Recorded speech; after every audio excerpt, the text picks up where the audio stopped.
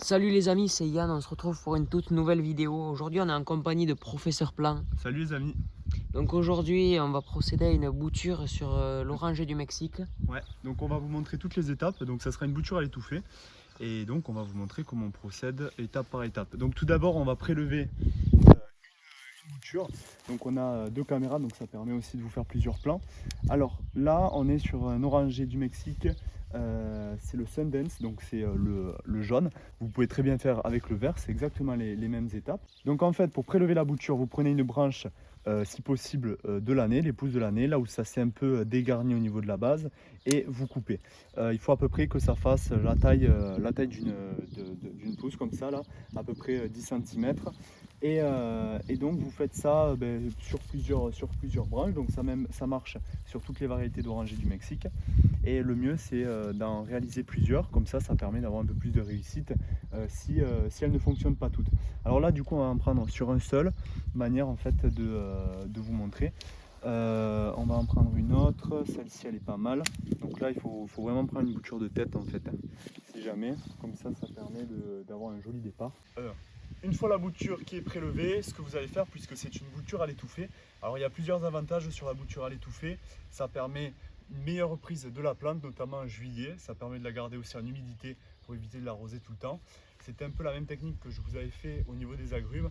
Et vraiment là-dessus, il y a une très bonne réussite. Ça permet de garder une hygrométrie assez importante. Donc ça évite tout simplement que la plante stresse, et donc du coup elle va se focaliser que au niveau de l'émission des racines. Donc tout d'abord vous prenez une bouteille d'eau, vous enlevez l'étiquette si vous souhaitez, ça c'est pas forcément obligé.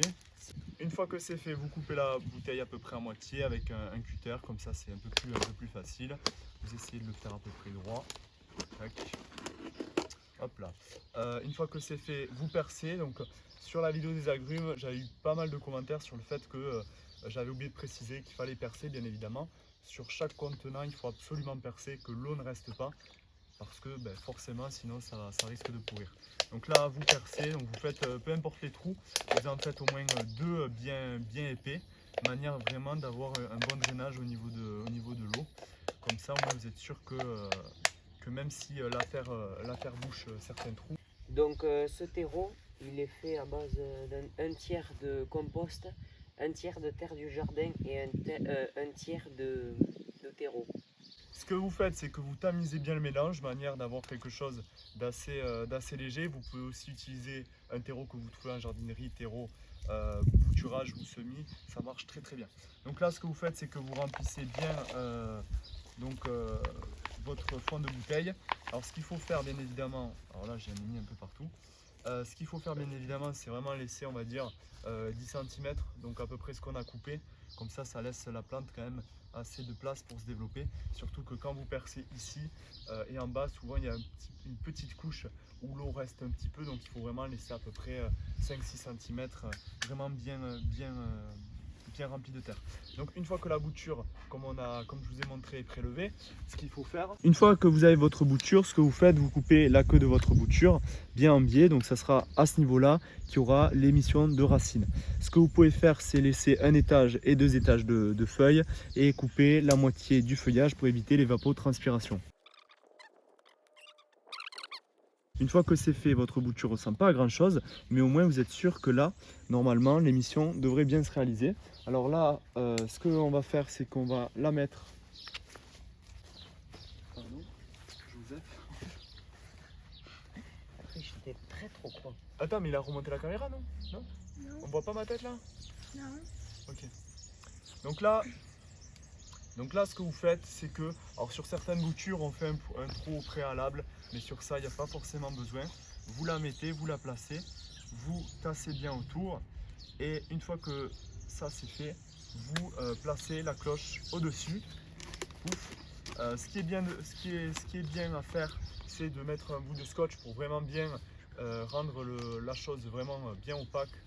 Une fois cette étape, ce que vous faites, c'est que vous arrosez assez abondamment, de manière que toute la terre soit humide, le surplus d'eau repartira. Et une fois que c'est fait, vous prenez votre bouteille, vous la remettez au-dessus et vous fermez avec un scotch. Ou moi, ce que j'aime bien faire, c'est faire une toute petite entaille ici, tac, et vous la replacez comme ça. Et donc ça permet de fermer la bouture. Alors quand vous faites ça, il y a l'humidité qui ressort un petit peu, mais ça vous évite d'utiliser du scotch. Et avec, on va dire, au bout de deux semaines, si vous voyez que l'eau commence vraiment à sécher à la base, vous re-arrosez. Manière de re-remplir. Là où vous allez voir que ça fonctionne, ça va commencer en fait à faire une humidité et donc à mettre de l'humidité autour de la bouteille. Et c'est là où vous allez voir que l'eau va rester. Pour arroser, vous ouvrez le haut de la bouteille, vous remettez de l'eau et puis voilà, et puis c'est fini. Et une fois que vous voyez qu'il y a une émission de racines, vous enlevez le couvercle et vous pourrez commencer en fonction de l'émission de racines, de la rempoter ou pas à l'extérieur. Mais voilà, il ne faut pas le faire trop rapidement, il ne faut pas enlever le couvercle trop rapidement, sinon la plante n'a pas en fait assez de force pour puiser l'humidité dans la terre. Là en fait elle va dépendre dû à son feuillage, donc ça va être son feuillage qui va absorber l'eau. Donc c'est pour ça qu'il ne faut pas aller super rapidement dans ces étapes-là.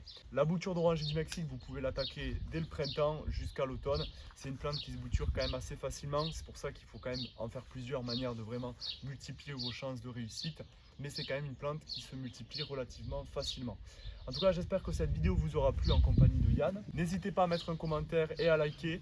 Bien évidemment, abonnez-vous, ça nous donne de la force. On est bientôt 1000 abonnés, ça nous fait plaisir.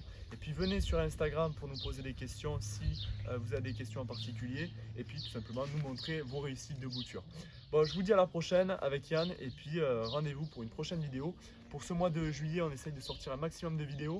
Manière de vous proposer pas mal de contenu, surtout qu'en ce moment au jardin, il y a pas mal de boutures à faire. Donc allez-y, foncez. En tout cas, on vous dit à la prochaine. C'était Professeur Plante avec Yann. Et puis, Ciao, ciao. ciao. Meine Blüten aus.